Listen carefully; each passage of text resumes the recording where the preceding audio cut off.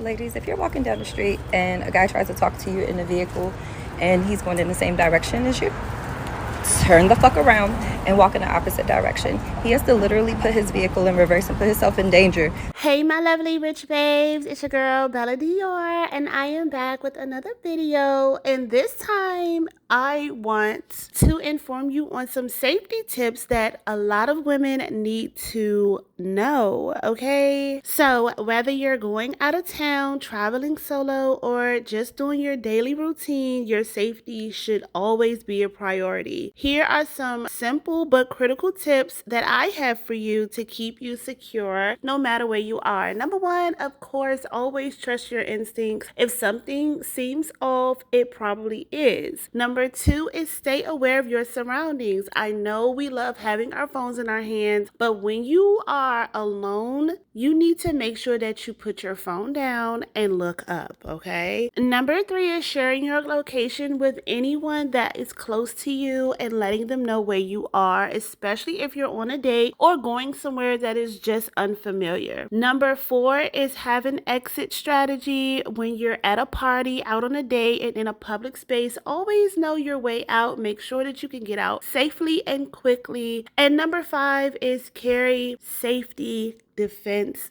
tools. Consider getting some pepper spray, girl. Okay.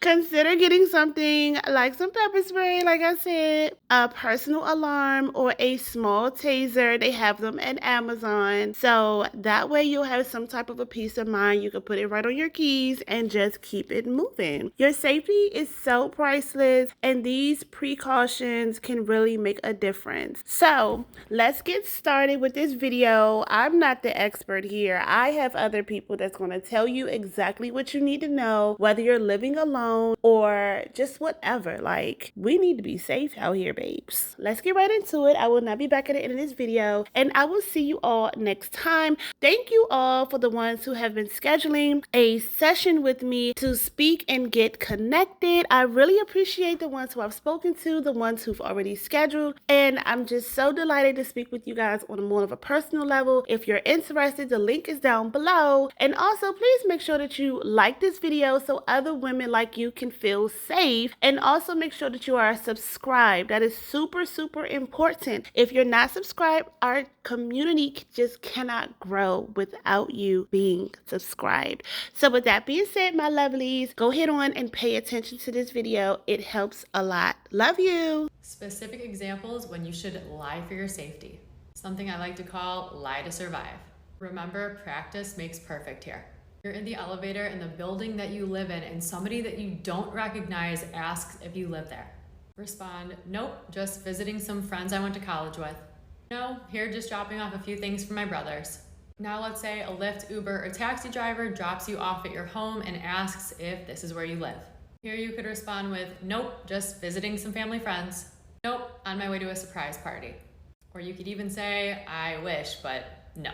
Let's say you're sitting having a drink alone at the bar. Somebody that you get a bad vibe from sits down next to you and says, what's a girl like you doing here alone? Reply with, I'm just waiting for my boyfriend. Or waiting on some of my friends, they should be arriving any minute. I'm just waiting on my husband, he's outside parking. Now let's say you move to a new city and somebody asks if you're new here. Respond with, no, I'm just here visiting friends, but I actually used to live right down the street. No, but I used to go to school here. And if you ever find yourself in a situation where somebody says, does anybody know you're here? Your answer 100% of the time is yes. You're never alone, you're always expecting somebody, and somebody always knows where you are, even if that's not the case. Remember that you lie to de-escalate a situation or prevent it from escalating altogether. Your goal is to return home safely every single night. If you don't know by now, I am pro lying for your safety. I teach this because there's psychology behind it, and it's a wonderful first line of defense. I have a degree in criminology and psychology, and I share daily safety tips. Be sure to give me a follow, and as always, stay safe out there. If you are a girl, literally save this video and send it to your friends because these are safety tips that you need to know. I'm so serious when I say that there are so many scary things that can happen and like you need to know these. Number one, this one's especially important if you're in college right now or you go out to bars. Carry your drink with your hand on top of it. Like imagine this is a little cup. Literally have your hand over it at all times and do not ever put it down. I am so serious when I say that you never think anything's gonna happen to you until it happens. So many people I know have had people drug their drinks. I'm not kidding. If you're ever driving home and you're being followed, never go home. Go to the nearest police station, go to a fire station, go to whatever has people around, but do not go home. Before I get in my car at night, while I'm still far away from it, I will literally check underneath the car. Not only that, but I also check my backseat and my trunk. That might seem like overkill, but it's not. If you are out, avoid being alone with a guy you just met. Do not put your trust in people that you do not know. And even if you think you know the guy, stay out of situations where you do not have a way out. Please trust me and take this seriously. I love you, besties.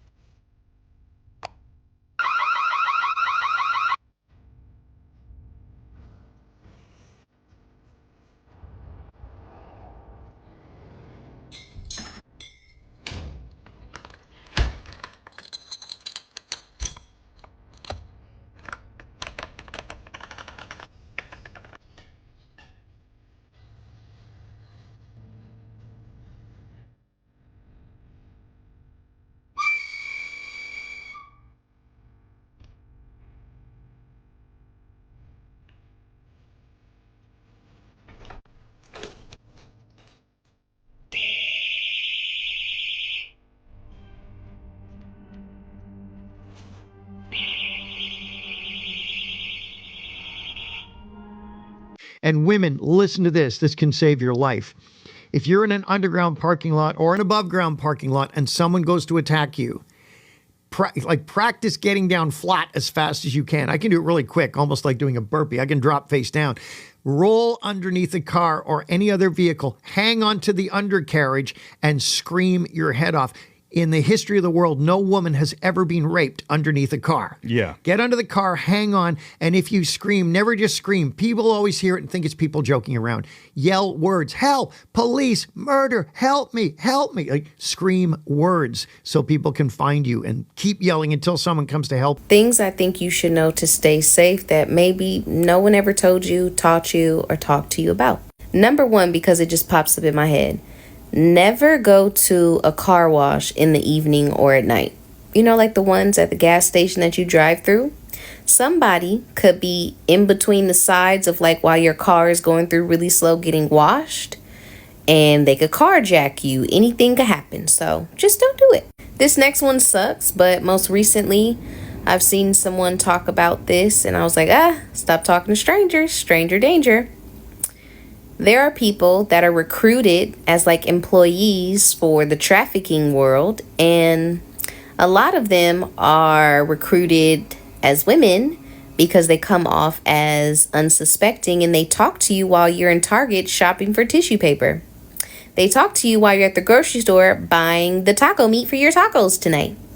Yeah, when you get approached by somebody in an instance where you didn't ask them to tell you, oh my God, your hair's so pretty, what do you put on it? Oh my gosh, what sweatshirt is that? Just be like, da-da-da, bye, and move away from the aisle. Go to a whole nother aisle. And okay, hey, maybe they weren't a weirdo. Maybe they aren't trafficking, but it's not worth you trying to figure that out. You know, when you're doing valet, make sure that you're taking your car key off of the little ring that you have for all other keys. Do not underestimate. I'm from California, where there's a trillion hustles. You should not underestimate that there's someone behind that venue in a big old van that has a key copier. They take down all your information, your place, etc. And they got a cousin that works at the DMV to run your information. And then before you know it, weeks later, you're robbed. If you go to a certain school, work at a certain hospital, etc., probably not the brightest idea to leave your little like information tag in your like car dashboard area and drive around the city and everywhere else and not take it out, because all that tells somebody is where you go every day, how to find you next after you leave the grocery store. It's not smart. just stop doing it. This one's not a blanket statement, but just keep it in mind. Always do your best to get receipts, because there are some establishments that have managers and employees who like to rob their customers. You'll pay for something for $12 and they'll go, "You want your receipt?" And you say no. And you'll never know that your card was charged $35, $40 because they know every day that their cash register always ends up being short. And that's how they're saving the difference. Or they're just flat out robbing everybody that says no to a receipt. Get your receipt. When you get new tags on your car, again, this is another California, if you know, you know. Make sure that you are scraping through it with a knife or your key to make sure that no one can simply just pull it off. You probably heard of that one. When living alone as a woman, probably not the best idea when you're in a large apartment complex or even a small one to put a doormat outside your door, anything that's cutesy and girly, even if it's neutral and not girly, because it allows people who are in the industry of kidnapping people and doing crimes to know there's a woman that lives there. Yeah, that one sucks. Another one that sucks. If you have a camera in your home, make sure to remember that while you're in your home, it's either turned off, facing the wall. There's no audio on it, because there are such things as people that can hack into Wi-Fi's just for shits and giggles. And people do this like they go to school or watch cartoons. And they just watch and listen to people all the time through their cameras while you're at home. So keep that in mind. When traveling abroad within the states, wherever you are, be very wary with telling employees on the property of the resort of where you're at what room you're staying in. There are employees that work for crime organizations to, again, traffic, kidnap. Don't do it. Another one with traveling. When you travel, especially as a woman, you need to book and state that there's a man's name on the reservation. And when you get into that room, you need to make sure that you check everything. Make sure nobody's hiding in cubbies and closets. And always bring a door stopper that has an alarm on it. So if someone does break in, as soon as they open that door, an alarm that is going to wake up the entire globe is going to be set off. Always make sure that you have enough gas in your tank for your car. At night specifically. You never know what could happen. You could be driving home from your parents' house and you notice you've got a quarter of a tank. You're like, "Oh, I'll make it. It's only 30 minutes. I know my car." It's not about not knowing your car. It's about now you're paying attention to someone's tailing you. Every move you make, they make. What happens when you realize your car's going to run out of gas? If they're continuously following you and they're making every move and they're letting you know, yes, we're following you, what are you going to do? What are you going to do? Because when you stop, what happens? Always make sure you have gas in your car, okay? Always. I'm trying to think. There are other ones that come up. I don't know right now, but maybe I'll do a part 2. 5 things I don't do as a woman when I run errands alone. Number 1, I never put my groceries away with my back facing the parking lot. I always put my butt on my trunk and reach for my groceries and put them away like this, where I'm constantly having my head on a swivel and looking at the whole parking lot. If I were the other way and had my back like this, I'm putting myself in a vulnerable position where someone could just come up behind me. Number 2, I never have my door unlocked when I'm pumping gas. The only time it's unlocked is when I'm getting out of the car quickly and in the car. It's a known thing that people come up to your passenger side and people leave their doors unlocked all the time. They'll grab your purse, try and steal your car, whatever. This happened to my aunt a few years ago in Atlanta. She was pumping her gas. Someone pulled up, her door was unlocked, stole her purse and her wallet right out of her car. It took like 2 seconds. Number 3, I never sit in front of any store, gas station, establishment, and just sit in my car. I don't care if I need to text somebody back, put directions in the GPS. I do not just sit in my car. Again, you're just putting yourself in a vulnerable position. Your door could be unlocked and someone has that moment to unlock it. Someone could try and tap on your window and take your car from you. Like, just don't sit in any parking lot by yourself. You need to get in and start driving. Number 4, I never roll my window down or engage with people on the side when I'm stopped at a light or a stop sign. I know that sounds harsh, but if I feel like someone is truly in danger and they need help, then I would just call 911 and give 911 their location. But I am never going to roll my window down to help someone or give money because people are crazy. And number 5, I'm not going to be afraid to utilize security and police officers that are in grocery stores and malls if I feel uncomfortable. This was a few years ago, but I was in Publix and this man was following me around the whole store, coming up behind me and grunting behind me. I was so uncomfortable and scared that I just ran out and went straight to my car and drove away. There was a police officer at the front, but adrenaline's going and I just wanted to get out of there. But looking back, I 100% would have gone to the police officer, let him know what happened, and have him walk me to my car and file a report. And I'm gonna add a number 6, I do not park next to vans. I don't care if it's the front spot in the parking lot, do not park next to a van. The second you get out, it is so easy for them to slide open that back door and just throw you in there. No. I've seen enough true crime things. I would never park next to a van, just don't do it. With all the assaults happening in New York City, I wanted to give some tips as the daughter of a private investigator who handles a lot of transit cases. My dad never ends a phone call without saying like, stay alert or keep your head on a swivel. And in no way am I trying to blame the victims in these stories. I recognize that even with all the precautions I take, I could easily be one of these people. When I'm on the subway by myself, I don't sit down. I will always stand. I routinely started doing this 2 years ago because I watched a man come onto the subway and start stabbing somebody unprovoked. And truly, I believe that the only reason I was able to react as quickly as I did in the situation was because I was standing and I was observing this person prior to the event. Which brings me to my second point. I'm always looking at people without them noticing that I'm looking at them. I would never stare at somebody for more than like 3 seconds. A lot of times I'll hold my phone and kind of look through my peripherals. A lot of people will notice a person who is really loud or like making a scene, but they don't notice the people who are making very subtle actions that are abnormal. This one's a bit controversial, I guess, but I do have headphones in a lot of times. I'm not playing music. I keep the headphones in so that it deters people from wanting to talk to me. It's not foolproof. There's definitely still people who come up to talk to me. And I have the volume fully off because I need to be aware of what's happening around me. This is something that I see people talk about a lot, but I don't see it in practice. You should not be standing close to the subway platform edge. I'm always standing where there's like a beam behind me or like a trash can or a wall. And by having something behind me, now I only have to focus on what's in front of me and kind of like to the side of me. So it just like reduces the number of blind spots. Last tip for transit, I never get into an empty subway car. I would never get into a car where there's nobody in the car because if something does happen, you need people to be around. And now for like the nighttime tips. These are things I do as somebody who lives alone.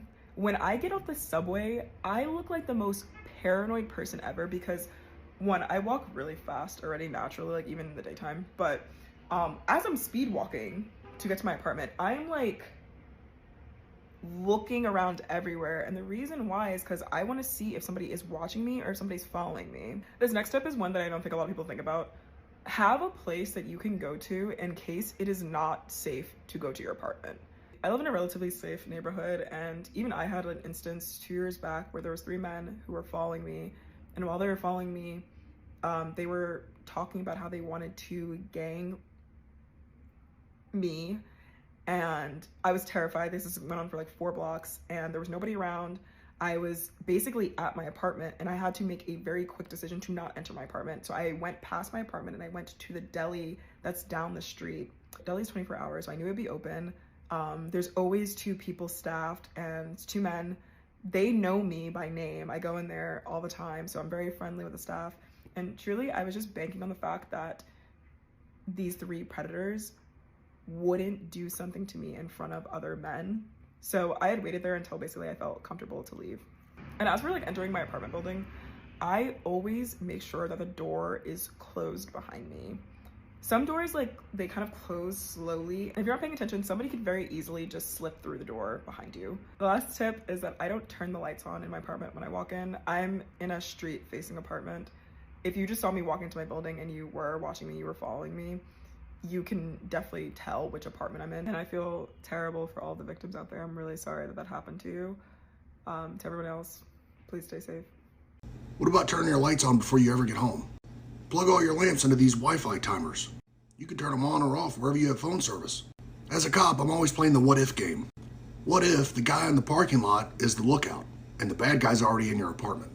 This little mini camera is about 30 bucks. It has motion sensor and you can put it in your common area. You can check your apartment before you even open the door. It also makes a great pet camera.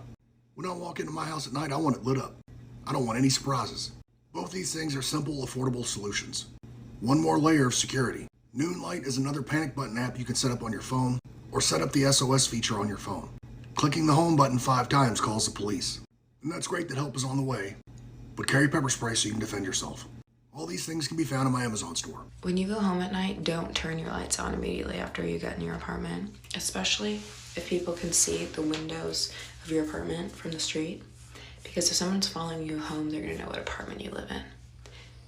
When I got home tonight, I got out of my car and there was a man getting shit out of his car. I had never seen him before this morning when he was in my apartment complex area. And he just gave me bad vibes, but whatever. I got out of my car at night and he tries to make conversation with me about my headlight because it's out right now. I'm like, oh yeah, I know, I just have to get around to it, whatever. I go inside, don't turn the lights on, but I have a feeling to check my Ring camera. He's standing in the street, which is very close to my apartment building, staring at my building. And he did not leave for like 5 minutes. I mean, like halfway through, he left the empty parking spot and hid behind a car, but he waited to see. So now he knows what car I drive and where I live, just not my apartment. So, don't turn your lights on. Criminals are using a new technique called baiting, and I want you to watch this video to see the signs and to learn what you should do if you're ever in this situation. I'm in Southern California. This happened in San Bernardino, California. I pulled into the Starbucks and realized I couldn't find my wallet, so I had to pull into the parking lot instead of the drive-thru to find my wallet. As soon as I turned to go into the parking lot, a guy noticed, sped around the corner, and completely blocked his car so I couldn't go past him. As I did this, I looked behind me to reverse, and he was signaling someone to back up and to completely block me. He then did this to tell me to roll down my window. When I cracked it, he said, "Don't worry, it's only scary at first." You'd think me then acting like I was going to hit his car to get him out of the way while honking would stop or make this person give up and drive away. No, they left the parking lot and then went back in and backed in so they could watch me for when I left to follow me. Let this be your reminder. If you are a woman or anybody that think you are being followed, chased, gonna be trafficked, go to a busy spot where there are lots of people and don't drive away. Because I learned yesterday that is what they were hoping for. That they would chase me out of that Starbucks parking lot and get me somewhere where no one could watch what would happen next. Don't let that be you. She didn't go over it in the video, but she explained it in her captions that when the cops came, they said that this is a new technique called baiting. So they were waiting for her to drive off so that they could work together and steer her somewhere or trap her and either take her car or take her. So the cops recommended that you stay in the parking lot and you want to stay in a high traffic area because you're less likely to get taken or your car stolen. Stay in the car, keep it locked, and wait for the police to come. So that's baiting. Please be careful. Hopefully now you know the warning signs and not to drive off. That said, if you are being followed and you're already driving and you realize you're being followed, that's when you do want to drive to a police station, a fire station, or a hospital. This might sound crazy, but always give out your number, never your social media. Hear me out. I know it's like, girl, who the fuck are you to tell me because of the story I just told? But hear me out. A, lie. When they go to ask you for one or the other, always say, I'll give you my number. I could put it in your phone. If they lie and say their phone about to die, my phone's about to die too. If it's meant to be, we'll cross paths again. And dip. If they do give you their phone, start to turn yours off and say it's dead. So that way, either way that they text you or call you, like it'll go straight to voicemail or green or whatever the fuck it is. Or you can give somebody else's number and just say immediately hang up type thing, right? If you don't know anybody else's number off the top of your head and you have to give them your number, when they text you, just be like, who is this? Oh no, we didn't meet. I'm sorry, bro. I think she gave you the wrong number type vibe. And then they'll leave you alone. Or my personal favorite, I had a friend with a real simple number, like a 555-0505 type shit. So I always used to give that. But when you put it in the text, it turned blue. So I would always text him and be like, answer or text back or whatever need be to make it seem real. And then tell him to ask them for money. Either way, a win is a win because they don't text you. Either they'll think that you're a gold digger and then never talk to your friend again. Or they'll actually send the money and then just let them keep it because that's a thank you fee for the inconvenience. 2, they can't even keep up with a bitch like you, right? If I give you my Instagram, even if I block you later, like they could just make another Instagram and stalk you on that. If you ignore him and just let him be in your DMs, he will constantly send himself monologues in your request folder. He can always like be updated on how you look, where you're at, what you're doing, what you like. He might be able to pop up. You get what I'm saying? Also, there's a chance we have a few mutuals and you can get to me that way. Like, you get what I'm saying? There's just too many opportunities for us to run into each other again if I give you my social media. On the other hand, if I make you believe that my phone number isn't my phone number, or if I give you a fake one or my friends, there's just no way you know who I am or who I hang out with or even what my real name is, because I always use nicknames. If I tell you my name is Yaya, you're never going to find no context Yagas. You're not even going to think that Yaya is an abbreviation for Yagas. Like, it's mwah. Honestly, you can avoid all of this by just having a small conversation and going on about your day. Men, I want you to understand that women just like to look good. We just look like this. Sometimes we want to go in the gas station, get some candy, fill up our tank, and go back to our car in peace without having to speak to anybody except the cashier.